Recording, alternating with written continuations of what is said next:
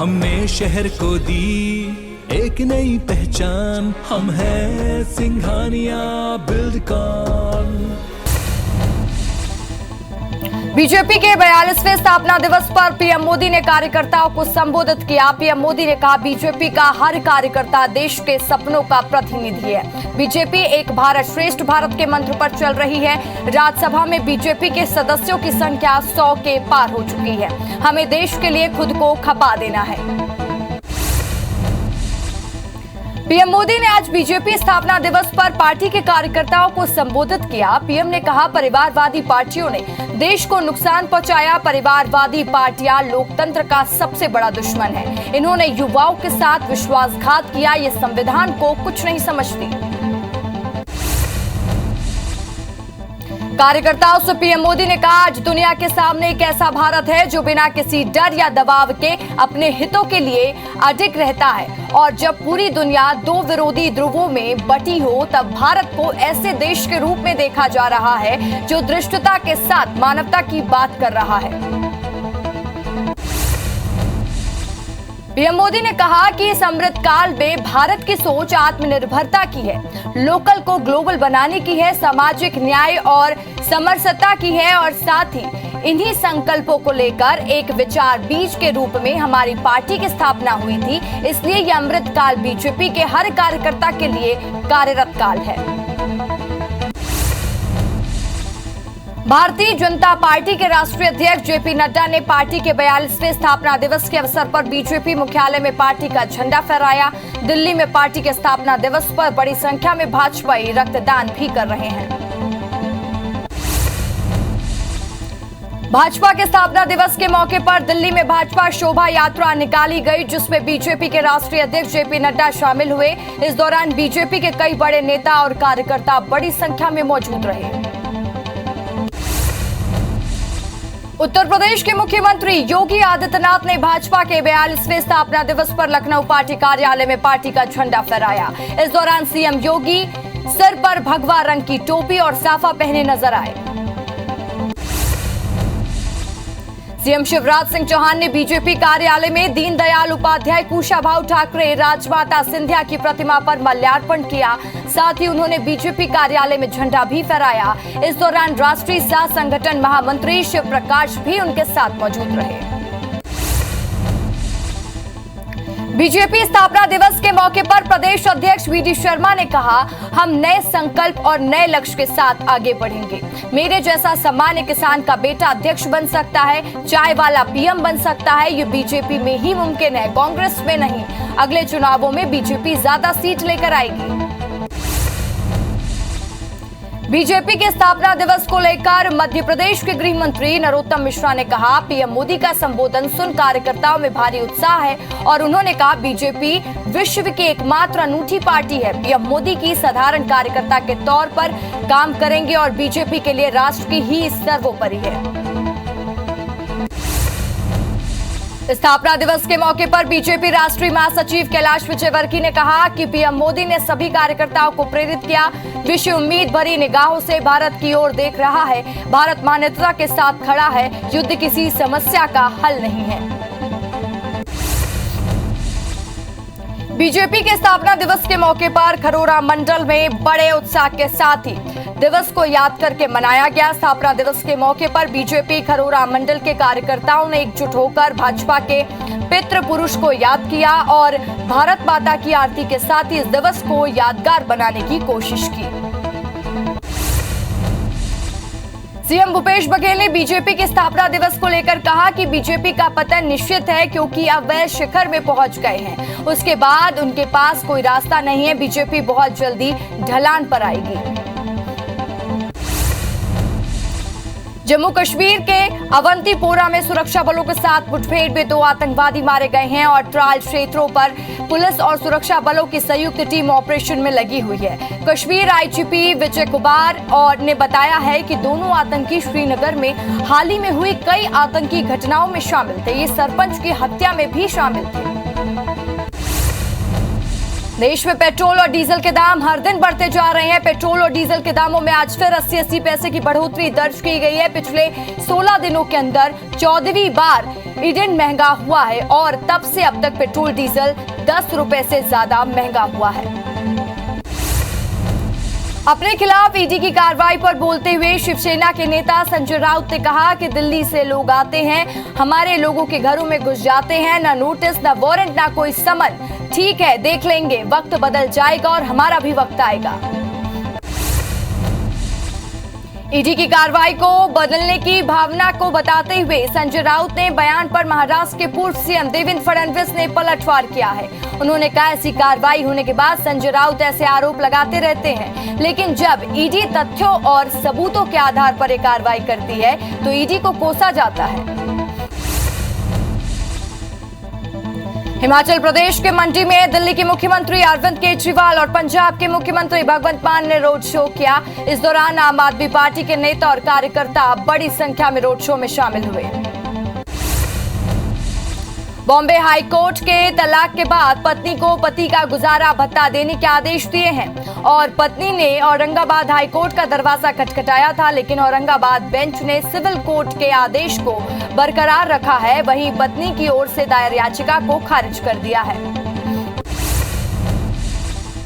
केंद्रीय मंत्री पीयूष गोयल ऑस्ट्रेलिया दौरे पर हैं। आज गोयल ने मेलबर्न विश्वविद्यालय का दौरा किया। इस दौरान पीयूष गोयल ने कहा, मुझे उम्मीद है कि मेलबर्न विश्वविद्यालय हमारी भविष्य की योजनाओं में एक साथ महत्वपूर्ण भूमिका निभाएगा। केंद्रीय वाणिज्य मंत्री पीयूष गोयल ने ऑस्ट्रेलिया में कहा कि दुनिया आज महामारी और दूसरी चुनौतियों का सामना कर रही है, जो हम सब के लिए चिंता का विषय। इसके बावजूद भारत और ऑस्ट्रेलिया ने विचारों में, दृष्टिकोण और उद्देश्य में समानता का प्रदर्शन किया। हमारे लोगों और व्यापारी संबंधों को निकटता आई है।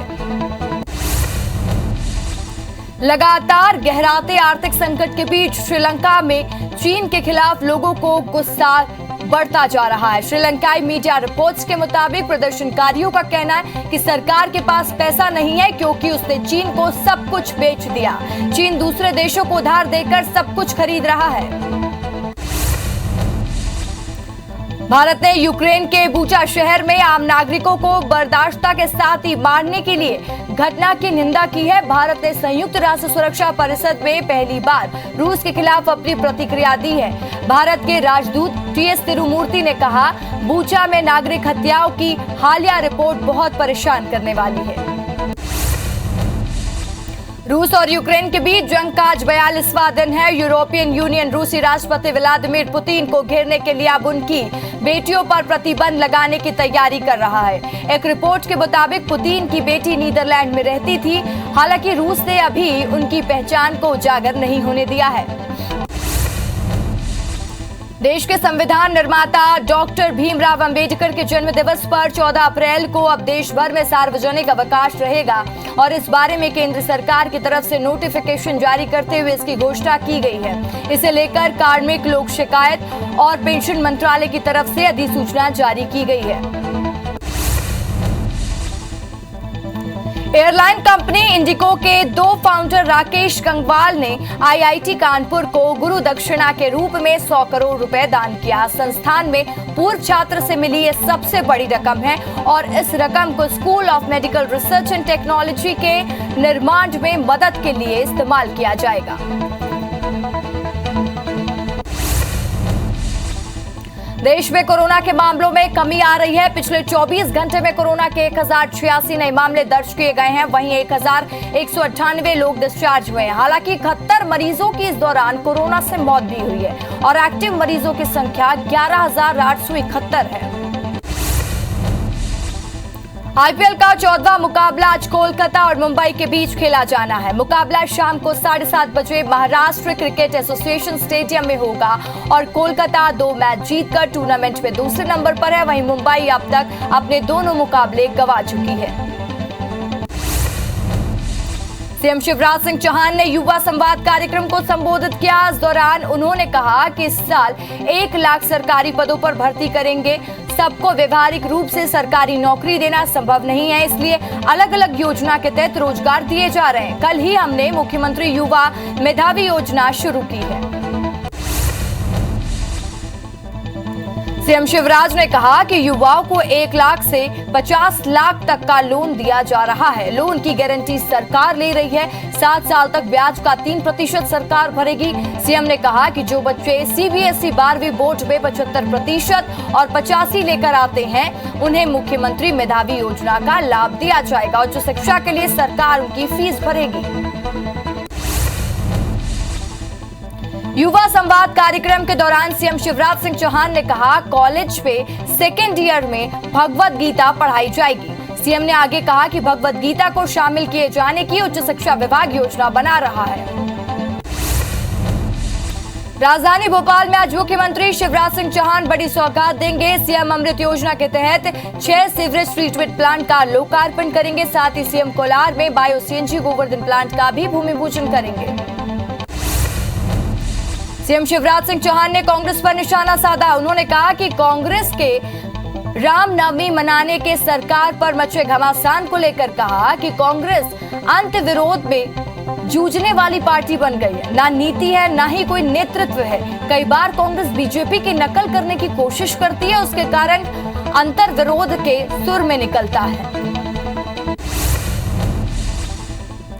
सीएम भूपेश बघेल ने रतनपुर में मां महामाया मंदिर पहुंचकर पूजा अर्चना की। साथ ही प्रदेशवासियों की सुख समृद्धि और खुशहाली की कामना की। सीएम भूपेश बघेल ने कल डोंगरगढ़ में मां बमलेश्वरी की पूजा अर्चना की थी। केंद्रीय राज्य मंत्री प्रहलाद पटेल खैरागढ़ दौरे पर है। उन्होंने खैरागढ़ विधानसभा में अमलीडी गांव पर सभा को संबोधित किया। इस दौरान उन्होंने कहा कि मोदी ने जल जीवन, पीएम आवास, शौचालय दिए, लेकिन केंद्रीय योजनाओं का छत्तीसगढ़ में क्रियान्वयन नहीं हो रहा है। प्रदेश के कटनी में यातायात के लिए जल्द ही सबसे ऊंचा ओवरब्रिज शुरू होने जा रहा है। सीएम शिवराज सिंह चौहान 7 अप्रैल को यानी कल इस रेलवे ओवरब्रिज का लोकार्पण करेंगे। इसके साथ ही ट्रैफिक जाम की झंझट से लोगों को छुटकारा मिलेगा और रेलवे के अधिकारियों ने इस ब्रिज को कटनी के लिए बड़ी उपलब्धि बताई है। गृह मंत्री नरोत्तम मिश्रा ने कांग्रेस के अभियान और महंगाई के विरोध में प्रदर्शन को लेकर तंज कसा है। उन्होंने कहा कि कांग्रेस की ऐसी बातें सुनकर मैं भी बोराया हुआ है। मुझे इस बात का इंतजार है कि कांग्रेसी कब निकलेंगे। कांग्रेस सिर्फ बयानबाजी की पार्टी है। बीजेपी प्रदेश अध्यक्ष वी.डी. शर्मा ने कांग्रेस नेताओं की एकजुटता को लेकर कहा कि कांग्रेस नेता कई सालों से एक होते आ रहे हैं, लेकिन क्या हुआ? महंगाई और चुनावी मुद्दे को लेकर वी.डी. शर्मा ने कहा, प्रदेश ने कांग्रेस की 15 महीने वाली सरकार भी देखी है, महंगाई कोई मुद्दा नहीं। पर्यटन और संस्कृति मंत्री उषा ठाकुर ने कहा, 19 अप्रैल को तीर्थ दर्शन योजना फिर से शुरू होगी, जिसके तहत काशी विश्वनाथ के दर्शन किए जाएंगे। उन्होंने कहा कि तीर्थ दर्शन के लिए हवाई यात्रा को लेकर भी विभाग विचार मंथन कर रहा है। बुजुर्ग, दिव्यांग और असहायों के लिए भी हवाई यात्रा की प्लानिंग है। एमपी सरकार ने पंचायतों के परिसीमन का काम पूरा कर लिया है। सरकार ने इसकी रिपोर्ट राज्य निर्वाचन आयोग को सौंपी है। सरकार ने पंचायत सीमाओं का विस्तार किया है।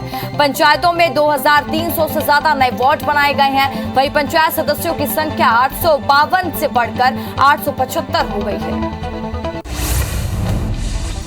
पंजाब में सरकार बनने से उत्साहित आम आदमी पार्टी अब छत्तीसगढ़ में भी सक्रिय हो गई है। पार्टी अब तक प्रदेश में 17 जिलों में जिला और ब्लॉक पदाधिकारियों की बैठक कर चुकी है। इसी सिलसिले में मनेंद्रगढ़ में आयोजित बैठक में कई लोगों ने पार्टी में प्रवेश किया है। कांकेर पुलिस ने नशे के कारोबार को लेकर लगातार मिल रही शिकायत के बाद सहायता केंद्र खोल दिया है। पुलिस ने आमापारा वार्ड में टेंट लगाकर सहायता केंद्र चालू किया है। इसे लेकर एसपी शलभ कुमार ने कहा कि आमापारा में लगातार शिकायत मिल रही थी, जिसके बाद पुलिस ने सख्त रुख अपनाया है। मध्य प्रदेश में एसडीएम और एसडीओपी की तबादला सूची में गृह विभाग की एक बड़ी चूक सामने आई है। दरअसल रविवार देर रात गृह विभाग ने 167 एसडीएम और एसडीओपी की तबादला सूची जारी की थी। इसमें 2 ऐसे अफसर हैं जिसमें से एक डीएसपी स्तर के अफसर का 6 माह पहले कोरोना काल में मौत हो गई थी, जबकि दूसरी एसडीओपी 5 महीने पहले ही रिटायर्ड हो चुके हैं। धमतरी जिले के ग्राम पंचायत डोमा में उप सरपंच समेत 16 पंचों ने सरपंच को पद से हटाने की मांग की है। पंचों का आरोप है कि सरपंच ग्राम पंचायत के विकास कार्यों की जानकारी किसी भी पंच को नहीं देते और बिना प्रस्ताव के पंचायत की राशि का आहरण कर लेते हैं और जिससे पंचायत प्रतिनिधि त्रस्त हो चुके हैं। ग्वालियर जिले में भी नर्सिंग परीक्षा के दौरान नकल की तस्वीरें सामने आई। प्रायोगिक परीक्षा में परीक्षार्थी नकल करते नजर आए, जो सोशल मीडिया पर जमकर वायरल हो रहा है। कल जयारोग अस्पताल में परीक्षा आयोजित हुई थी। कुछ दिन पहले मुरैना में भी नर्सिंग परीक्षा में नकल की तस्वीरें सामने आई थी। अशोकनगर में 8वीं की बोर्ड परीक्षा में शिक्षा विभाग की बड़ी लापरवाही सामने आई है। गणित विषय के पेपर में संयुक्त विषय पर प्रश्न दिए गए हैं।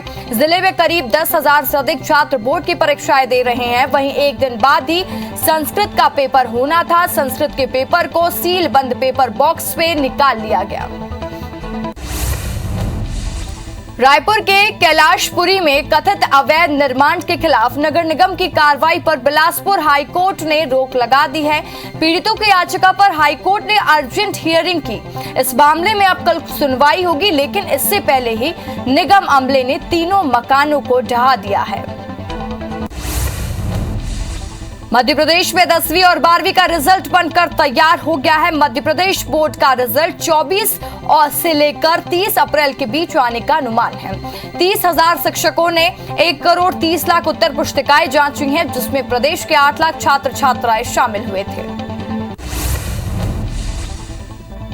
कमिश्नर प्रणाली को लेकर IBC 24 की 3 अप्रैल की पड़ताल के बाद पुलिस प्रशासन ने चौकसी बढ़ाने का फैसला किया है। अफसरों ने तय किया है कि शाम 5 बजे से रात 12 बजे तक ट्रैफिक पुलिस, फिर उसके बाद स्थानीय पुलिस चेकिंग करेगी और इसके बाद फिर IBC 24 की टीम जायजा लेने निकली, जिसमें पुलिस मुस्तैदी के साथ तैनात मिली। बीरगांव में लोगों को गंदा और बदबूदार पानी की सप्लाई पर IBC 24 की खबर का बड़ा असर हुआ है।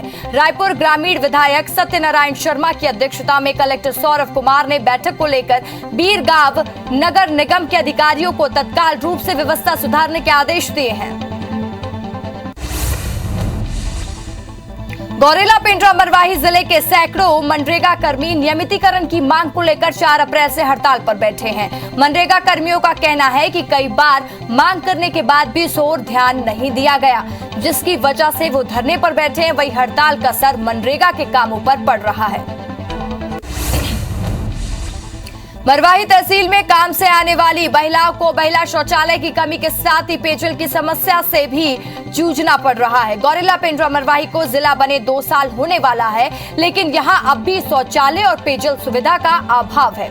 इसे लेकर वकीलों ने शौचालय बनाने और पेयजल सुविधा मुहैया कराने की मांग की है।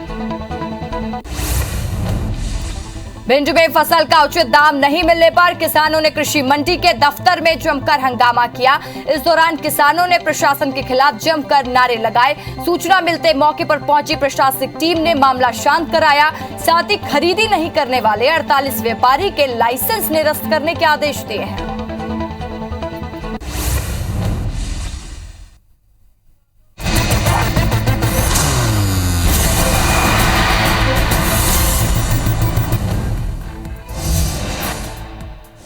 लोकसभा में विदेश मंत्री एस जयशंकर ने बूचा की घटना को लेकर बयान दिया। सदन को संबोधित करते हुए विदेश मंत्री ने कहा, युद्ध से विवाद का हल नहीं निकल सकता और साथ ही विवाद का हल बातचीत और कूटनीति से होना चाहिए। और उन्होंने कहा कि भारत ने बूचा नरसंहार की कड़े शब्दों में निंदा की है।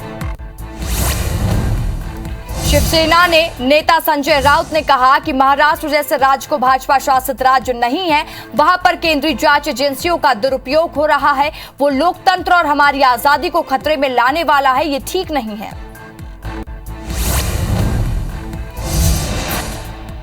राजस्थान के बीकानेर के पास सड़क हादसे में 5 लोगों की मौत हो गई। एएसपी सुनील कुमार ने बताया, राष्ट्रीय हाईवे पर एक ट्रक और एक बोलेरो कैंपर पर टक्कर हो गई और इस हादसे में कुल 5 लोगों की मौत हुई है। मामले में आगे की कार्रवाई जारी है। जम्मू कश्मीर में लगातार हो रहे आतंकी हमलों को लेकर कश्मीर आईजीपी विजय कुमार ने कहा कि दिसंबर 2021 से मार्च तक लगभग 66 आतंकवादी मारे गए हैं, इसलिए वो हताश होकर स्पॉट टारगेट को निशाना बना रहे हैं। आतंकी लगातार नागरिकों और मजदूरों पर हमला कर रहे हैं। बीजेपी के राष्ट्रीय महासचिव सिटी रवि ने कहा कि देश में तेल की बढ़ी कीमतों की वजह केंद्र सरकार नहीं है। अमेरिका में तेल की कीमतें 51% बढ़ी, कनाडा में 52% और यूके में 52% बढ़ा है। भारत में सिर्फ 5% ही बढ़ा है। इसका कारण कोविड और रूस यूक्रेन युद्ध है। इस लड़ाई से तेल की कीमतें बढ़ रही हैं।